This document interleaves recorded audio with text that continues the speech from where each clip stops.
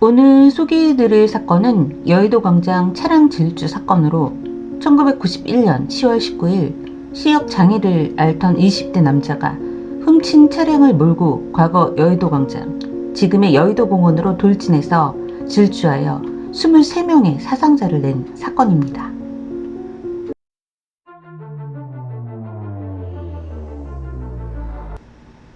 안녕하세요. 저는 미스터리한 사건과 사고를 전하는 크리스비 사건부입니다. 김용재는 충청북도 옥천군의 한 가난한 가정에서 태어나서 어릴 때부터 시각장애를 가지고 있었지만 불우한 가정 환경으로 치료를 받지 못했습니다. 그의 어머니는 초등학교 때 동생을 데리고 집을 나갔고 몇 년 후에 아버지마저 농약을 마시고 극단적인 선택을 했습니다. 그 후 시각장애와 소극적인 성격으로 집단 따돌림을 당했고 결국 국민학교만 졸업했습니다. 김용재는 칼을 지니고 다니다 강도 예비 음모라는 누명을 쓰고 체포되어 교도소에서 3개월간 복역을 한 적도 있어서 전과자가 됐습니다. 이후 서울과 부산에서 중국집 배달원, 멍텅구리배 선원, 나이트클럽 웨이터 등을 전전하며 힘들게 살아왔지만 시각장애로 인해 안정된 직장을 가질 수 없었고 월급도 제대로 받지 못했습니다.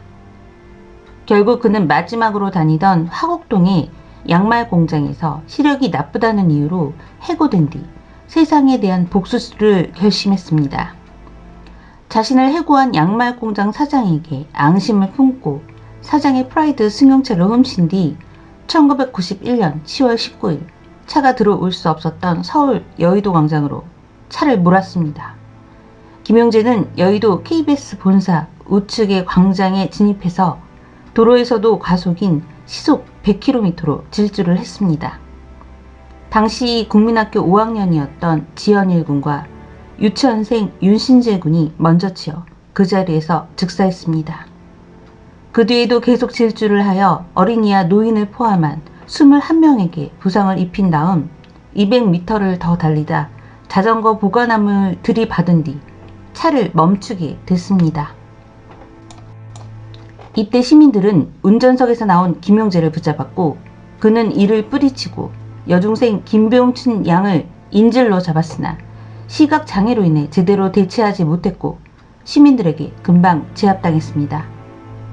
경찰 조사에 따르면 김용재는 시력이 나쁘다는 이유로 일하는 직장마다 빈번히 쫓겨나 주위 사람들이 나를 무시하고 냉대하는 것 같아서 사회에 복수하고 죽이고 싶었습니다.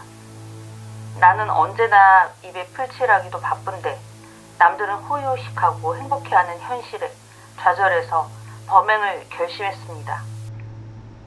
라고 진술했습니다. 이후 김용재의 차량 질주로 세발 자전거를 타고 놀다가 죽임을 당한 6살 윤신재 군의 할머니는 손자 며느리를 사고와 마음의 병으로 잃은 고통을 극복하고 용서했습니다. 할머니는 공포에 떨고 있는 김용재의 모습을 보고는 그러한 범행을 저지르게 한 책임이 우리 사회에도 있구나 하는 생각을 떨칠 수가 없었다고 합니다. 또한 시력이 나쁜 김용재를 배려해서 안경을 맞추고 김수환 추기경과 함께 선처를 요구했습니다. 김용재는 11월 19일 사형 판결을 받았으며 이에 불복해 항소와 상고를 제기했지만 전부 기각됐고 1992년 8월 18일 대법원에서 사형 확정 판결을 받고 1997년 12월 30일 다른 사형수 22명과 함께 실질적으로 대한민국의 마지막 사형수로 집행되어 형장의 이슬로 사라졌습니다. 김용재가 저지른 살인사건으로 피해 입은 생존자나 유족들에게는 사실 보상이 제대로 이루어지지 않았습니다. 이미 1988년부터 범죄 피해자 구조법이 시행 중이었으나 법 내용이 미비하고 이 법 자체를 모르는 사람이 많았습니다. 김용재가 범행에 쓴 프라이드 자동차가 가입된 종합보험은 도난 뒤 발생된 피해에 대해 보상해주는 제도가 없었고 대신 책임 보험에 따라 사망자는 최고 500만 원, 부상자는 300만 원까지 보상만 가능했습니다. 현재 대한민국은 사형 제도가 사실상 유명무실해졌습니다.